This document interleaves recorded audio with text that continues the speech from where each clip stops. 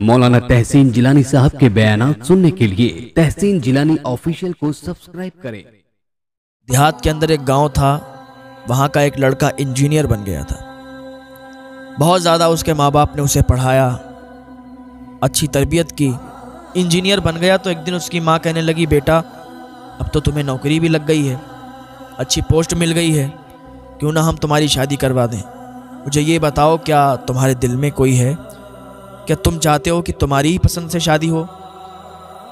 उसके बाप ने भी पूछा तो उसने कहा, मेरी पसंद तो कोई नहीं है, मैंने तो ऐसा कोई काम किया नहीं है, और जिसमें तुम लोग राज़ी हो उसमें हम भी राज़ी हैं। जो तुम्हारी पसंद होगी वही हमारी पसंद होगी।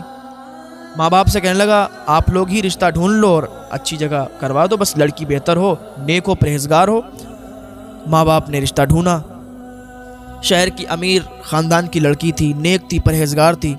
यहाँ तक कि उसकी शादी हो गई। शादी होने के बाद उसको कुछ ज़्यादा जब काम आने लगा लड़के को, तो लड़के ने एक दिन अपनी माँ से कहा, माँ अब यहाँ से काम हो नहीं पाता है, आप लोग बताओ हम क्या करें।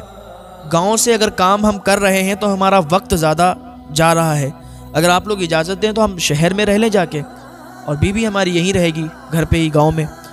तो उसके माँ बाप ने कहा, बेटा तुम शहर में जाओ, एक घर बना लो और बीवी को भी वहीं ले जाओ। तुम वहाँ रहोगे, बीवी यहाँ रहेगी तो कुछ बात नहीं बनती, बीवी भी तुम्हारे साथ रहेगी, ले जाओ इसको, अच्छी है, नेक है, बस ये ख्याल रखना। उसकी माँ ने जब इतना कहा तो उसने कहा, ठीक है माँ, हम शहर में जाके घर बना लेते हैं, फिर अपनी बीवी को भी वहीं ले जाते हैं। वो शहर चला गया। शहर में जाके उसने एक अच्छा घर बनाया, और घर बनाने के बाद अपनी बीवी को भी वहीं रखने लगा। तो माँ होती है ना, उसको कितना प्यार होता है अपने बच्चों से। उसने ये सोचा था कि ये जब शहर जाएगा तो मेरी याद तो इसको रहेगी ना, हमारी याद आएगी, बाप की भी याद आएगी, माँ की भी याद आएगी, तो मिलने के लिए जल्दी आ जाया करेगा। जब ये शहर रहने लगा, शहर जाने के बाद माँ से मिलने का बहुत कम टाइम इसको मिलता था। 1 महीने के बाद आता था, 2 महीने के बाद आता था। ऐसे ही ये काम चलता रहा, ऐसे ही आता जाता रहा। तो पोस्ट बढ़ती गई और इसको वक्त कम मिलता गया, तो कभी 4 महीने के बाद आने लगा, फिर 8 महीने के बाद आता। इसके माँ और बाप उधर सिसकियाँ लेते थे, काश मेरा बेटा जल्दी आ जाए, काश मेरा बेटा जल्दी आ जाए, हमसे मुलाकात करे। हम अपने बेटे को जब देखते हैं तो हमें सुकून मिला करता है। हर माँ की यही तमन्ना होती है कि जब उसका बेटा, जब उसकी औलाद उनके सामने आती है तो उन्हें सुकून मिला करता है। अब इसे टाइम नहीं मिलता। अब 1 साल के बाद आता था घर पे, तो कुछ रुक जाया करता था घर पे। तो एक दिन इसकी बीवी बोली कि आप घर पे जाते हो, बिल्कुल घर पे ही होके रह जाते हो, माँ बाप से मिलने जाते हो, बस थोड़ी देर मिला करो, वापस चले आ जाया करो। आप तो वहीं जाके बैठ जाते हो, 2-2, 3-3 दिन के बाद आते हो, आपको तो हमारी कोई फिक्र ही नहीं है। उधर माँ बाप से मिलते हो, इधर हमको भूल जाते हो। क्या मैं तुम्हारे लिए कुछ नहीं हूँ? माँ बाप ही तुम्हारे लिए सब कुछ हैं। उसने कहा, बीवी ज़रा सब्र करो, घर पे जाता हूँ, माँ बाप से मुलाकात होती है तो दिल बाग बाग हो जाता है। बीबी बोली, माँ बाप से मिलते हो जाके, माँ बाप से दिल बाग बाग होता है। उसने कहा, ऐसी बात कर रही हो? वो हमारे माँ बाप हैं, उन्होंने हमारी बचपन से परवरिश की, और देखो कितने नेक हैं, हम तो यहाँ अकेले रहने के लिए आए थे। मेरे माँ बाप ने कहा कि अपनी बीवी को भी ले जाओ, तभी तुम्हें साथ में लाए। तो बीबी बोली, अच्छा ठीक है, अपने माँ बाप ही की पक्ष भरोगे, अपने माँ बाप की तरफ से ही बोलोगे, कोई बात नहीं है, जाओ खूब रहो जाके माँ बाप के घर। बीबी नाराज़ हो गई, चली गई कमरे में। वो लड़का गया, उसको मनाया, कहा, क्या बात है, क्या क्या क्या चाहती हो? उस औरत ने कहा, तुम अपने घर जल्दी जल्दी नहीं जाओगे, जाओगे बस थोड़ी देर के बाद वापस चले आओगे, 1 घंटा बैठोगे वापस चले आओगे। उसने कहा, ठीक है, घर पे ये बोल देंगे कि हमें मसरूफियत ज़्यादा है। इसकी माँ भी इधर तड़पती थी, इसकी माँ भी इधर से सकती थी, इसका बाप भी तड़पता था कि मेरा बेटा प्रदेश इतनी दूर रहता है, काश वो जल्दी जल्दी आ जाए मुलाकात करने के लिए। लेकिन बेटे को कोई फिक्र नहीं थी माँ बाप की। अभी इसको लेटर पैड आया, उस पर लिखा हुआ था कि इसकी पोस्ट तब्दील की गई है और सऊदी अरब में इसको काम दे दिया गया है। अब ये बीवी को भी छोड़कर, माँ बाप को छोड़कर सऊदी अरब चला गया। सऊदी अरब गया, जाने के बाद वहाँ ये काम करता रहा, कुछ साल वहाँ इसने काम किए। तो इसने सोचा कि यार इतने मुक़द्दस जगह आए हुए हैं तो चलो उम्रा करने के लिए चलते हैं। उम्रा करने के लिए गया, वापस चला आया। कई उम्रे इसने कर डाले, लेकिन इसे ख्वाब में दिखाई देता था कि तेरा उम्रा कबूल नहीं हुआ। काफ़ी अरसा तक ये सऊदी में रहा और उम्रे करते रहा, लेकिन इसे ख्वाब में यही दिखता था कि तेरा उम्रा कबूल नहीं हुआ, तेरा उम्रा कबूल नहीं हुआ। तो एक दिन ये गया मक्का। और काबा शरीफ के सामने बैठ के रोने लगा, गिड़गिड़ाने लगा, तेज़ बुलंद आवाज़ में दुआ करने लगा। गिड़गिड़ा रहा था, रो रहा था। तो एक अल्लाह के वली थे, उन्होंने पूछा, ए इंसान, ए शख्स क्यों रोता है, क्यों तो रो रहा है, क्यों गिड़गिड़ा रहा है? उसने कहा, हुजूर मैं कई सालों से उम्रा करने के लिए आ रहा हूँ, लेकिन मेरा उम्रा कबूल नहीं होता, मुझे ख्वाब में ही दिखता है कि तेरा उम्रा कबूल नहीं हुआ। बुजुर्ग ने कहा, तेरी माँ जिंदा है? तो कहा, हाँ मेरी माँ जिंदा है। कहा, तेरा बाप जिंदा है? कहाँ जिंदा है? कहा, तू कब से मिलने नहीं गया? कहा, हुजूर 14 साल हो गई, माँ से मुलाकात नहीं हुई है। 14 साल हो गई, माँ बाप से मिला नहीं। 14 साल हो गई, माँ बाप से खैरियत नहीं पूछी, इसलिए कि मेरी बीवी जो है ना, उसको बुरा लगता है, इसी खातिर मैंने अपने माँ बाप से बात भी नहीं की। वो बुजुर्ग बोले, कसम उस पाक परवरदिगार की जिसने पूरी कायनात पैदा फरमाई, सारा जहां पैदा फरमाया, तेरे माँ बाप जिंदा हैं और 14 साल से तू अपने माँ बाप से मिला नहीं, तूने अपने माँ बाप की खैरियत नहीं पूछी, इसीलिए तेरा उम्रा कबूल नहीं होता। इसलिए कोई जब माँ बाप का दिल दुखाता है ना, उसकी कोई भी दुआ कबूल नहीं होती। जो माँ बाप का दिल दुखाता है ना, अल्लाह उससे नाराज़ होता है। माँ बाप को अगर राज़ी रखोगे तो तुम्हारी दुआएं भी कबूल होंगी। पता चला, अगर माँ बाप राज़ी होंगे तो दुआ कबूल होगी, और माँ बाप राज़ी नहीं होंगे तो दुआएं कबूल नहीं होगी। फिर चाहे तो तुम काबे के सामने दुआ मांगो, चाहे तो गुंबद खज़रा के सामने दुआ मांगो। उस बुज़ुर्ग ने कहा, चला जा घर और माँ के कदमों में गिर जाना, बाप के कदमों में गिर जाना और माफ़ी तलब कर लेना। उसने जब इतना सुना तो सऊदी से फ़ौरन टिकट लिया और आया उसी गांव में। पहले तो उसकी बीवी ने उससे बात की, कहने लगी तुम घर पे मत जाना, माँ बाप से मत मिलना। उसने एक थप्पड़ मारा बीवी के, कहा, खामोश रहे, जितना मैं बोलता हूँ उतना ही बात कर, जितना मैं तुझसे कहता हूँ उतना ही मान, ज़्यादा बोलने की ज़रूरत नहीं है। तेरी वजह से आज मेरा उम्रा कबूल नहीं हुआ, तेरी वजह से आज मैंने अपने माँ बाप को भुला दिया था, लेकिन अब हमें समझ आ गई है, अब हमें पता चल गया कि माँ बाप का दर्जा क्या होता है। माँ बाप अगर नाराज़ है तो उम्रा भी कबूल नहीं होता, माँ बाप अगर नाराज़ है तो अल्लाह भी नाराज़ होता है। उसने अपनी बीवी को समझाया और समझाने के बाद वो घर वापस आया। क्या देखता है कि वहाँ एक झोपड़ी है। अंदर जाता है तो वहाँ कोई मौजूद नहीं होता है। लोगों से पूछता है, यहाँ पे फुला शख्स रहते थे, नाम पूछता है। एक बच्चा मिला तो बच्चे ने कहा, यहाँ पर जो साहब रहते थे ना, उनका इंतकाल हो गया है। एक उनका बेटा है जो बहुत नाकारा है, बाहर काम करने के लिए गया, 14 साल हो गए, घर पे वापस नहीं आया। उसका बाप तड़पता रहा अपने बेटे की याद में कि कब मेरा बेटा आएगा और मुझसे मुलाकात करेगा। उसके बाप ने तड़पते तड़पते जान दे दी कि मेरा बेटा आएगा और मुझसे मुलाकात करेगा। अपने बेटे की मोहब्बत में उसका बाप मर गया। उस बच्चे को नहीं मालूम था कि ये वही लड़का है, ये वही उसका बेटा है कि जिसकी याद में, जिसकी मोहब्बत में उसने बाप ने तड़प तड़प कर जान दे दी थी। वो लड़का कहता है, एक बूढ़ी खातून भी है जो अब अंधी हो चुकी है, बहुत ज़ईफ़ हो चुकी है, और वो अपने बेटे को याद करती है कि मेरा बेटा आएगा, आएगा, मेरा बेटा ज़रूर आएगा।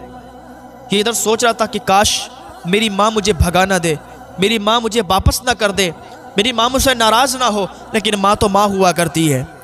बेटा अगर माँ को लाख तकलीफ़ें दे दे, फिर आके माँ के कदमों में गिर जाए तो माँ उसे माफ़ फरमा दिया करती है। ये गया झोपड़ी के अंदर, माँ बैठी हुई थी, माँ की तबीयत बहुत ज़्यादा ख़राब थी।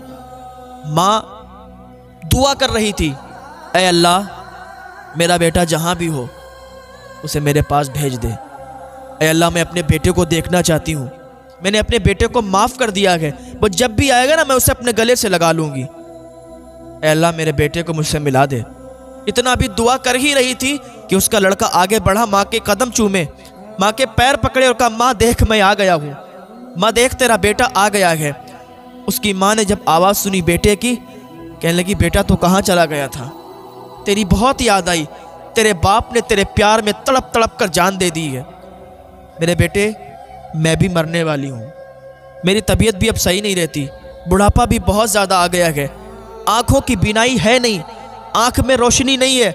अगर आज काश आँख में रोशनी होती तो तुझे मैं देखती तो कितनी खुश होती। आजा बेटे मेरे गले से लग जा। माँ ने उसे अपने गले से लगा लिया, उसके लिए दुआएं की। तो माँ होती है, माँ का प्यार सबसे अलग होता है। दुनिया में आप कहीं चले जाओ, लेकिन अगर आपकी माँ जिंदा है ना तो माँ की याद बहुत आएगी।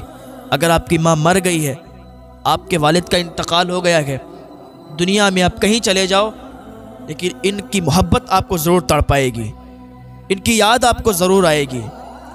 ज़िंदगी में ऐसे मोड़ पड़ जाते हैं कि माँ बाप के अलावा फिर कोई याद नहीं आता। बस याद आता है कि काश मेरे माँ बाप जिंदा होते, काश मेरे माँ बाप होते तो क्या ही अच्छा होता। ऐ नौजवानों, माँ बाप की खिदमत कर लो। तुम बहुत खुश नसीब हो कि तुम्हारे माँ बाप जिंदा हैं। तुम बहुत खुश नसीब हो। जिनकी माँ, जिनके बाप मर गए, इंतकाल कर गए, उनसे ज़रा पूछो कि उनकी हालत क्या है, उन्हें याद कैसी आती है। अल्लाह पाक हमें वालिदैन की खिदमत करने की तौफीक अता फरमाए। आज अगर दो भाई हैं तो माँ को बांट देते हैं, बाप को बांट देते हैं कि माँ मेरे यहाँ खाएगी, बाप तुम्हारे यहाँ खाएंगे। अगर माँ है तो माँ को बांट देते हैं कि एक दिन मेरे यहाँ खाएगी, एक दिन तुम्हारे यहाँ खाएगी।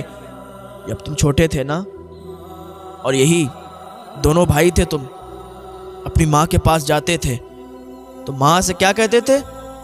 माँ मेरी है। और दूसरा वाला क्या कहता था? माँ मेरी है। जब छोटे थे तो दोनों बच्चे माँ के पास जाके कहते थे माँ मेरी है, माँ मेरी है। और आज जब बड़े हो गए, आज जब अलग अलग हो गए, आज जब शादियां हो गई तो माँ को ऐसे भुला दिया जैसे कोई था ही नहीं जिंदगी में। आज कहते हो कि न माँ तेरी है, दूसरा कहता नहीं माँ तेरी है। ये कहता है माँ तेरे यहाँ खाएगी, दूसरा कहता नहीं माँ तेरे यहाँ खाएगी। यार, तुम्हें अपनी माँ से खिलाया नहीं जाता, तुम्हें अपनी माँ को रखा नहीं जाता। एक माँ ने इतने बेटों को पाल दिया है, लेकिन सारे बेटे मिलकर एक माँ को नहीं पाल पा रहे हैं, एक माँ को नहीं खिला पा रहे हैं। माँ तो माँ होती है, उनका प्यार बराबर होता है।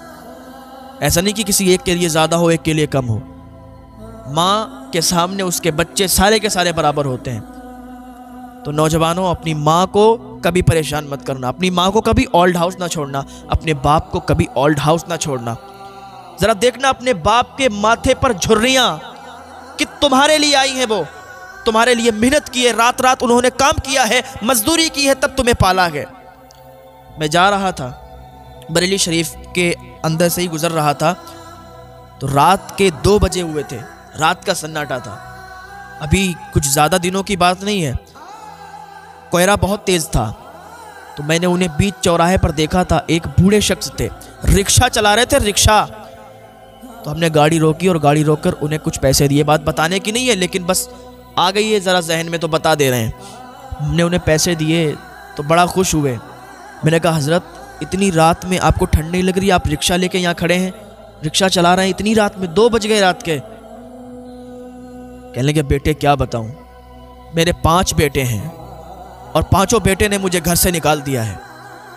मैं अलग झोपड़ी में रहता हूँ, अपना पेट पालने के लिए और अपनी बीवी का पेट पालने के लिए मैं ये काम कर रहा हूँ। बहुत ज़्यादा बूढ़े थे, मुझे बहुत तरस आया था। मुझसे जितना हो सका मैंने उनको मुसाफा किया और कुछ पैसे दिए और उनको दुआ दी। मैंने कहा हज़रत मेरे लिए भी दुआ करें, ऐसे लोगों की दुआएं कबूल होती हैं।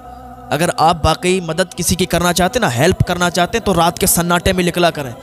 जो रात के सन्नाटे में आपको मिलते हैं ना, फुटपाथ पर चादर ओढ़ के लेटे होते हैं, रिक्शा चलाने के लिए बूढ़े बूढ़े आदमी खड़े होते हैं ना, वो होते हैं असल मदद के हकदार। उनकी मदद किया करें, आप उनकी हेल्प किया करें, तो ये हेल्प आपको कामयाबी दिलाएगी। ये दूसरों की मदद अल्लाह की बारगाह में मकबूल होगी। यार, माँ बाप बुढ़ापे पर आकर अपने बच्चों के आसरे तो जीते हैं, और वही बच्चे, वही औलाद उनको अगर घर से बाहर निकाल देगी, उनके दिल पर क्या गुजरेगी? उनके तो दिल टूट जाएंगे। और कल मैदान महशर में फिर जवाब क्या दोगे? अल्लाह की बारगाह में जब हाजिरी होगी, जिसके 3 या 4 या 5 बेटे हैं, उनसे क्या हिसाब किताब नहीं होगा? उनसे पूछा नहीं जाएगा कि एक बाप ने, एक माँ ने तुम्हें पाल लिया और तुमने एक बाप और एक माँ को मिलकर नहीं पाल पाया। यार, जवानी पर तो हर कोई हट्टा कट्टा होता है, हर किसी के अंदर ताकत होती है, लेकिन वही इंसान जब बूढ़ा हो जाता है तो उसके सारे अज़ा काम करना बंद कर देते हैं। उसकी आमदनी होना बंद हो जाती है, उसके उस काम करना बंद कर देते हैं, हाथ पैर नहीं चला पाता। तो बुढ़ापे पर सहारा किसका होता है? अपने बच्चों का ही सहारा चाहता है ना, वो उसकी औलाद का ही उसको सहारा होता है। लेकिन वही औलाद उसे धुतकार के अगर घर से निकाल देगी तो उसके दिल पर क्या गुजरेगा?